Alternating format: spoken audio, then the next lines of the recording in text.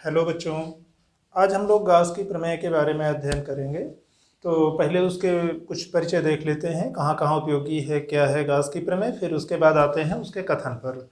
तो गाउस प्रमेय क्या है? पहली बात तो वैज्ञानिक थे कार्ल फ्रिडरिच गाउस, उनके द्वारा इसकी खोज की गई थी। और देखिए, दो तीन तरह से हम लोग हिंदी में इसके नाम लिखे हुए देखते हैं। गाउस लिखा रहता है, स्पेलिंग वैसे उनके नाम के अंग्रेजी में ज़्यादातर GAUSS, गॉस भी कहते हैं या गॉस भी कहते हैं, और प्रमेय या नियम भी कहते हैं। तो इसको आप कई नाम कह सकते हैं, गॉस प्रमेय, गॉस नियम, या गॉस प्रमेय, गॉस नियम, या गॉस प्रमेय, गॉस नियम। तो वैज्ञानिक कार्ल फ्रिडरिच गाउस द्वारा इसकी खोज की गई थी। दूसरा ये कि ये प्रमेय आवेशों के सममित वितरण, सममित वितरण क्या होता है कि कहीं पर आपका आवेश एक बड़ी सतह पर वितरित है। इसके पहले हम लोगों ने बिंदु आवेशों के बारे में बात की थी। तो बिंदु आवेश ना होकर के मान लो किसी विस्तृत आकार की वस्तु पर, जैसे कोई चालक छड़ है, कोई सतह है, उसके ऊपर आवेश वितरित है।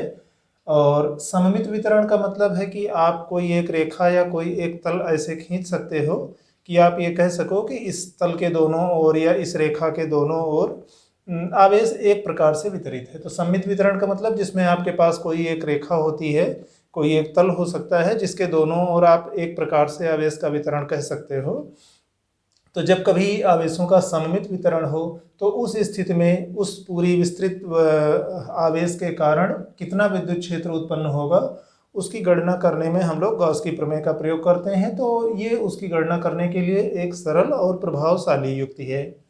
और एक और मुख्य बात ये कि अभी जैसे हम लोग गॉस की प्रमेय का उपयोग कहाँ करते हैं, तो स्थिर वैद्युत क्षेत्र में, स्थिर वैद्युतिकी में, जब आवेश स्थिर अवस्था में हो तो किसी काल्पनिक बंद पृष्ठ, हम लोग करते क्या है, जब किसी आवेश वितरण के कारण विद्युत क्षेत्र की तीव्रता मान लो निकालनी है तो एक गॉसीय पृष्ठ खींचते हैं, गॉसियन भी कहते हैं, जैसे अंग्रेजी में गॉसियन लिखा रहता है।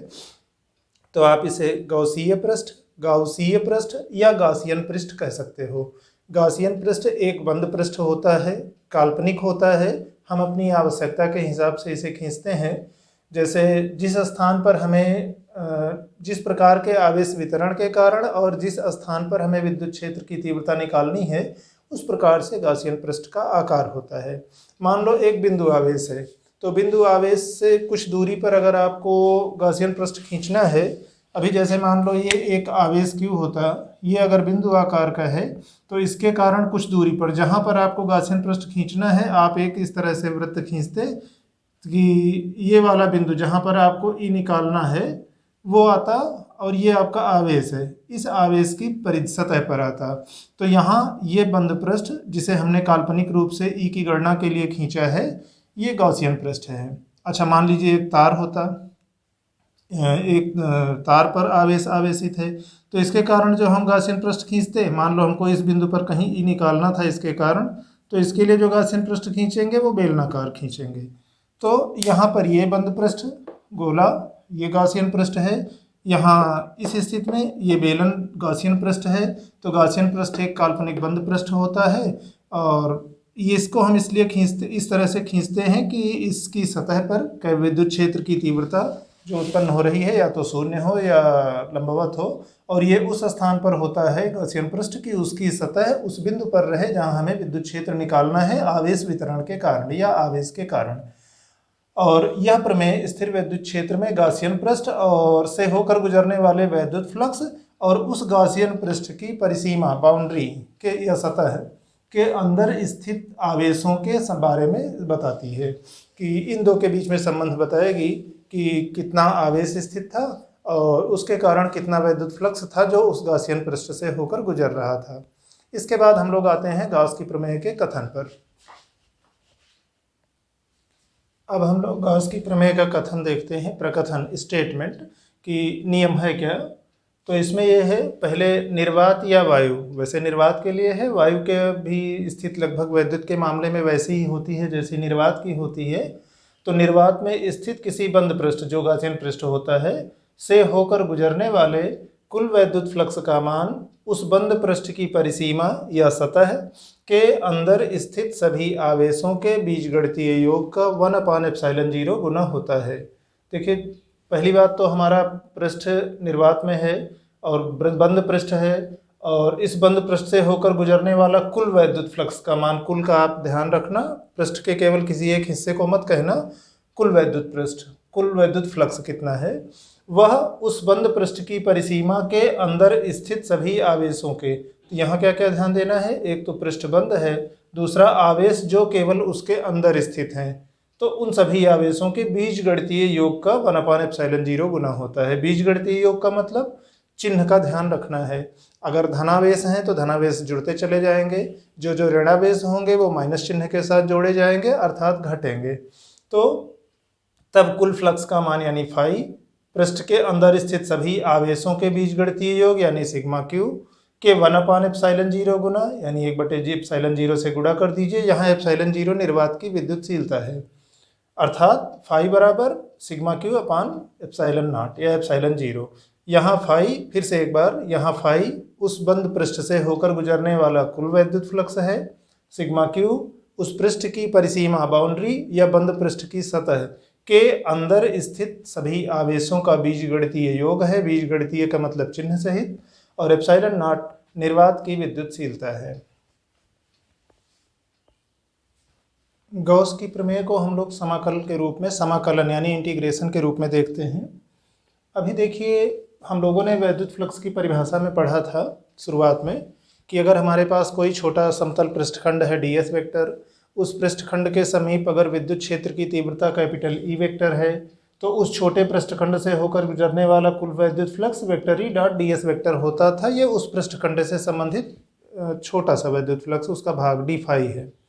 अगर आप पूरे पृष्ठ के से होकर गुजरने वाले वैद्युत फ्लक्स को निकालना चाहते हो, तो पूरे पृष्ठ से होकर गुजरने वाला वैद्युत फ्लक्स उस छोटे से वैद्युत फ्लक्स डी फाई ई का उस पृष्ठ के अनुदिश समाकलन होगा, यानी फाई बराबर आपका हो जाएगा, ये जो आपका डी फाई ऐसे था, डी फाई बराबर vector E dot D S vector था, और जब आप फाई करोगे तो फाई हो जाएगा उसका बंद समाकलन।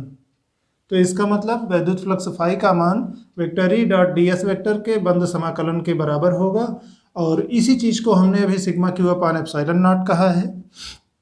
तो इसका मतलब इन दोनों को आप मिला लो कि एक बार आप फाई कह रहे हो कि फाई का मान इतना है, तो एक आपने पहले कहा था कि फाई का मान इतना होता है, इसका मतलब ये इसके बराबर है, यानी बंद समाकलन पृष्ठ के अनुदिश vector E dot D S vector, ये चीज़ बराबर होगा सिग्मा क्यू अपान ε0 के। और ये गॉस की प्रमेय का समाकल रूप है, या समाकलन के रूप में इसको हम लोग गॉस की प्रमेय कहते हैं।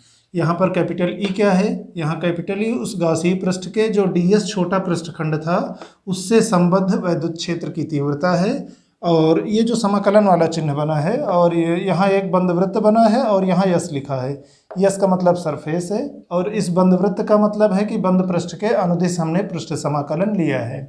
तो इसका मतलब कि बंद पृष्ठ के अनुदिश जब आप पृष्ठ समाकलन लेते हो vector E dot D S vector का, तो वह सिग्मा क्यू अपान ε0 के बराबर होता है। यहाँ डी एस वेक्टर एक कोई छोटा पृष्ठखंड था, क्षेत्रफल सदिश था उस पृष्ठखंड का गॉसियन पृष्ठ पर। कैपिटल ई वेक्टर उस डी एस वेक्टर पृष्ठखंड के समीप विद्युत क्षेत्र की चुंबकीय विद्युत क्षेत्र की तीव्रता थी। ई वेक्टर विद्युत क्षेत्र की तीव्रता है।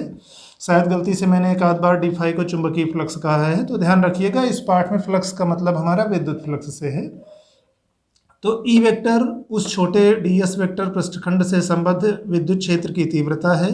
सिग्मा क्यू उस बंद पृष्ठ की परिसीमा के अंदर स्थित सभी बीज आवेशों का बीजगणितीय योग है, यानी आवेशों को चिन्ह सहित जोड़ना है, और ε0 निर्वात की विद्युतशीलता है।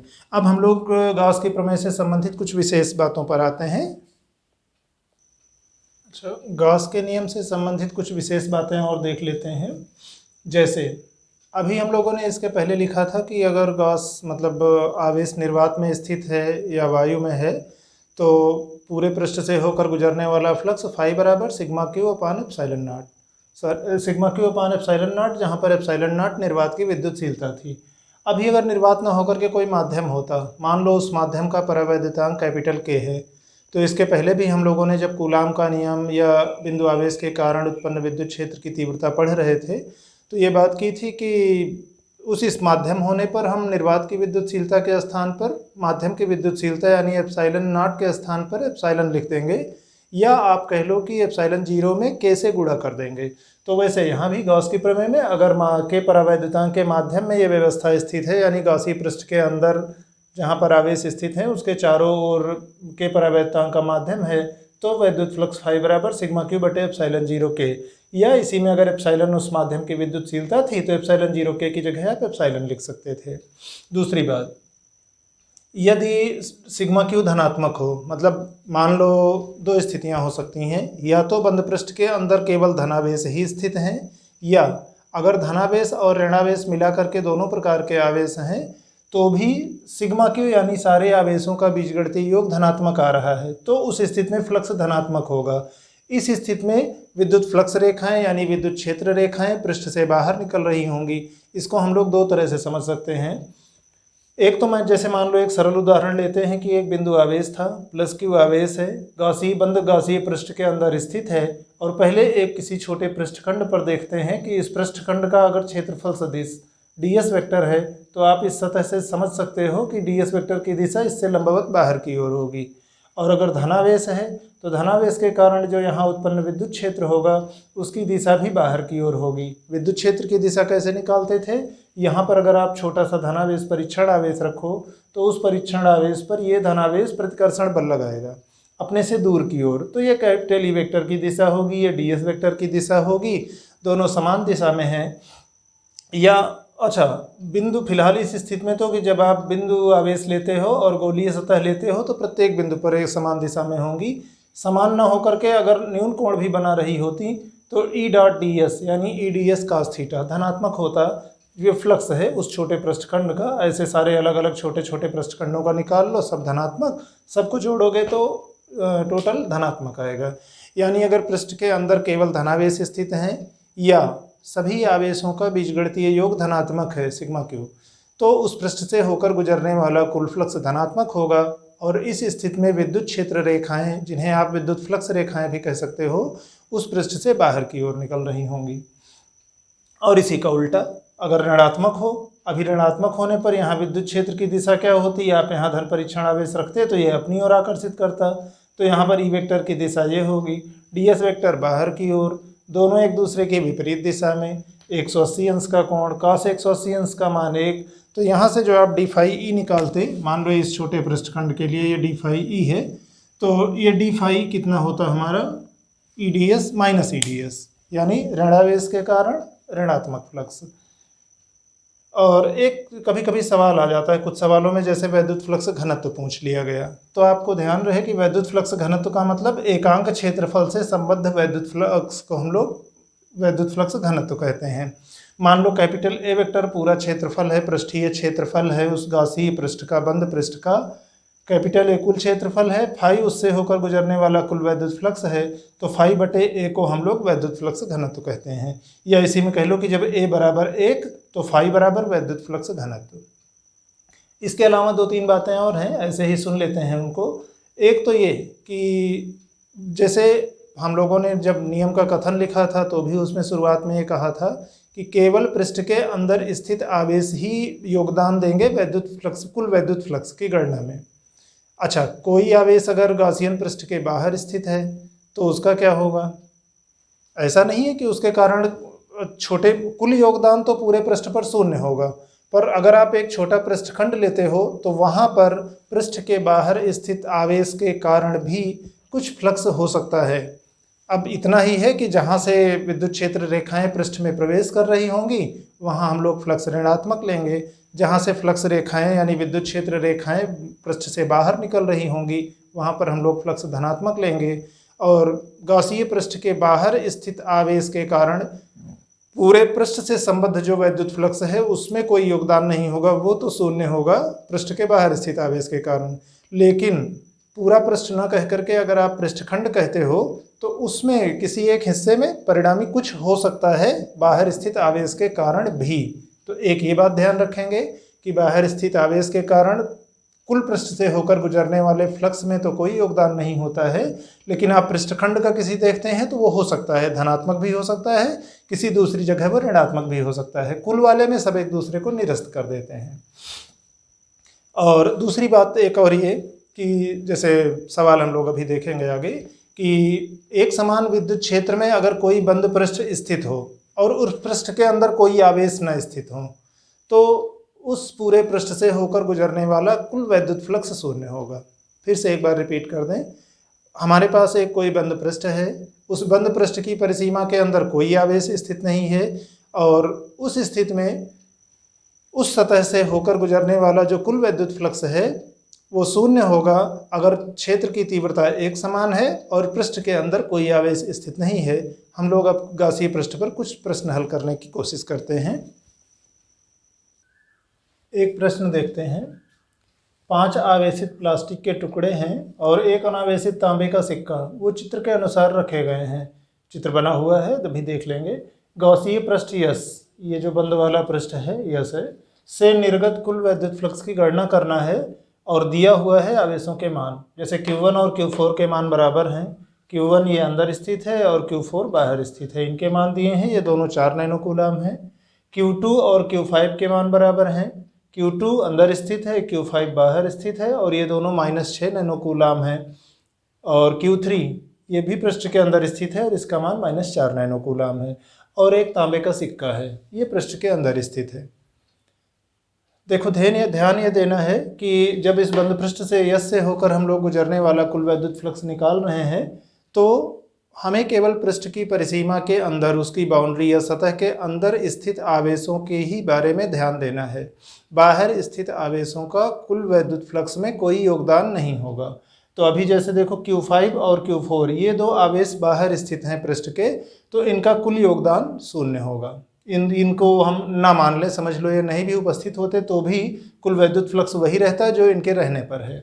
हमें ध्यान देना है केवल पृष्ठ की बाउंड्री के अंदर कौन कौन से आवेश स्थित हैं, हम उनका बीजगणितीय योग करेंगे यानी चिन्ह सहित जोड़ेंगे। और सिक्का, ये कहा गया है कि ये अनावेशित तांबे का सिक्का है।